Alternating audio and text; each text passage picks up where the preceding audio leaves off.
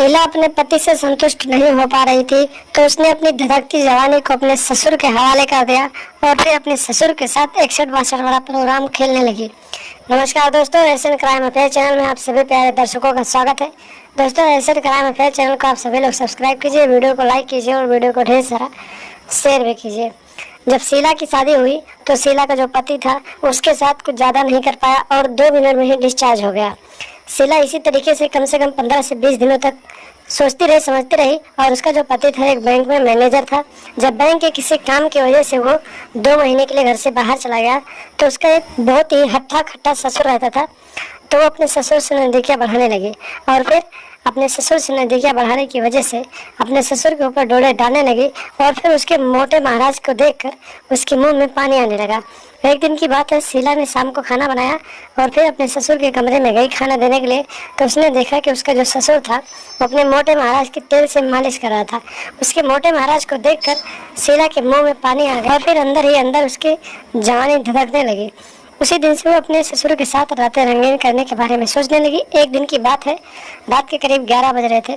ससुर अपने कमरे में सो रहा था, तभी शीला अपने कमरे से उठी और सीधे अपने ससुर के कमरे में जा पहुंची और उसके रजाई में घुस गई और फिर उसके साथ उसके मोटे महाराज को पकड़कर उससे खेलने लगी और फिर देखते ही देखते घोड़े के स्टाइल में उसके मोटे महाराज के साथ 61-62 वाला काम शुरू कर दिया। उसके ससुर ने जब ये सब देखा तो फिर वो समझ गया कि आखिर उसकी बहू क्या करना चाहती।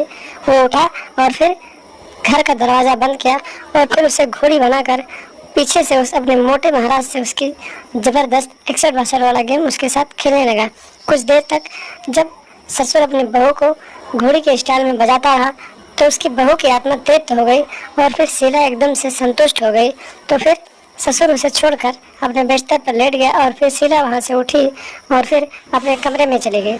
इसी तरीके से इन दोनों को 2 महीने तक, जब तक शीला का पति वापस नहीं आया तब तक इन दोनों का इसी तरीके से प्रोग्राम चलता रहा और शीला जो थी अपने ससुर के मोटे महाराज के साथ खेलती रहती थी। एक दिन की बात है, शीला का पति घर वापस आ गया और रात के करीब 12-1 बज रहे थे।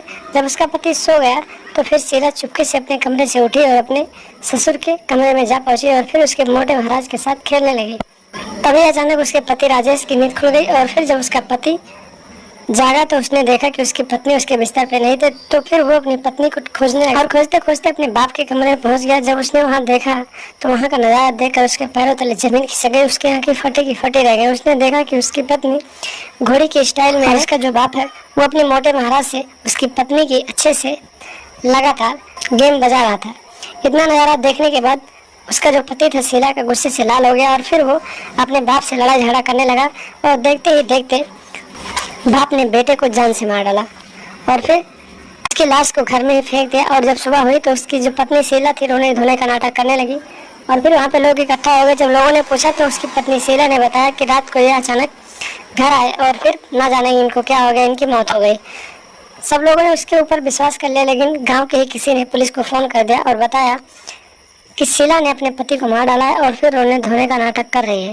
पुलिस मौके पर पहुंच गई। पुलिस ने लाश को कब्जे में लिया और फिर पोस्टमार्टम के लिए भेज दिया और फिर आगे की छानबीन करने लगी। पुलिस ने शीला को हिरासत में लिया और हिरासत में लेने के बाद थाने ले गई और फिर पूछताछ करने लगी। डर के मारे शीला ने पूरी कहानी पुलिस वालों को बता दिया और फिर पुलिस ने शीला और उसके ससुर के हाथों में हथकड़ी डालकर आगे की कार्रवाई के लिए जेल में डाल दिया। तो दोस्तों, आप लोग भी सावधान रहें, सतर्क रहें और ऐसी औरतों से सावधान रहें और अपनी पत्नी को लगातार यौन सुख देते रहें ताकि वो आपके साथ गद्दारी ना करे। तो सावधान रहें, सतर्क रहें, लगातार हमारे साथ बने रहें। हमारे चैनल को सब्सक्राइब कर लें और हमेशा देखते रहें एशियन क्राइम अफेयर।